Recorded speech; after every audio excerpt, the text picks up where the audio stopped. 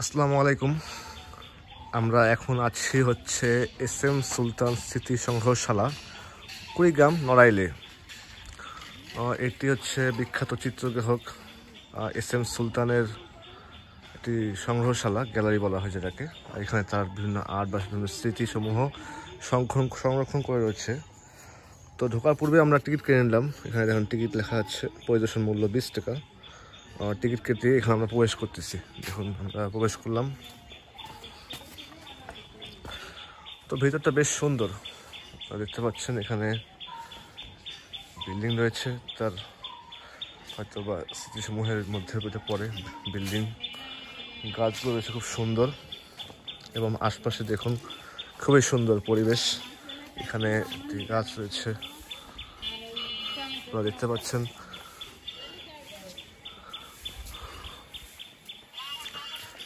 এটি হচ্ছে এস.এম. সুলতানের সমাধিস্থল। এখানে তাকে কবরস্থ করা হয়েছে। হ্যাঁ, কবরস্থ করা হয়েছে তাকে। আর এটি হচ্ছে সেই বিখ্যাত আর্টিস্ট এস.এম. সুলতান। এস.এম. সুলতান, শিল্পী এস.এম. সুলতান। জন্ম 10 আগস্ট 1924, মৃত্যু 10 অক্টোবর 1994। অর্থাৎ তিনি 70 বছর বয়স মৃত্যুবরণ করেন। বেশ ভালোই পরিবেশটি, খুবই সুন্দর গোছালো এবং গাছপালা দিয়ে ভর্তি, দেখতে পাচ্ছেন আপনারা। গাছের ফুল ছেঁড়া নিষেধ, অবশ্যই গাছের ফুল ছেঁড়া নিষেধ। এখানে দেখেন ফুল পড়ে গেছে, তবু পরিষ্কার করার নাম নেই। গাছের ফুল ছেঁড়া নিষেধ। উপরে গাছ দেখতে পাচ্ছেন আপনারা, এই জায়গা সুন্দর গাছ দেখতে পাচ্ছেন। এদিকেও গেট রয়েছে, একটু বন্ধ। এখানে খুব সুন্দর সুন্দর কথা বলা হয়েছে, যে দেখুন, যে শিশু সুন্দর ছবি আঁকে, তার গ্রামের ছবি আঁকে, ফুলের ছবি আঁকে, জীবজন্তুর ছবি আঁকে, গাছপালার ছবি আঁকে, সে কোনোদিন অপরাধ করতে পারে না, কাউকে ব্যথা দিতে পারে না। শিল্পী এস.এম. সুলতানের কথা এটি। খুবই ভালো লাগলো কথাটি। এখানে দেখতে পাচ্ছেন ভ্রাম্যমাণ শিশু স্বর্গ।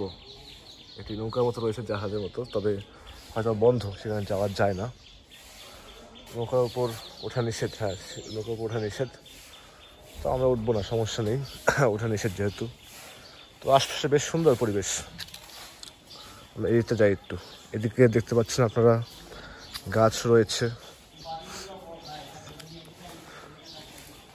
বেশ নিরিবিলি, লোকজন নেই তেমন। আমরাই আসছি, যারা একটু আর্ট পছন্দ করে বা চিত্রকলা পছন্দ করে তাদের জন্য এই জায়গাটি। সুলতানের শুয়ে দেখা বাসভবন, এটি হচ্ছে এস.এম. সুলতানের বাসভবন। হয়তো এখানে তিনি থাকতেন। খুবই ছোট একটি ঘর, তার বাসভবন, সুলতান। আর এটি হচ্ছে এস.এম. সুলতানের চিত্রশালা, পরিদর্শনের সময় 20 মিনিট।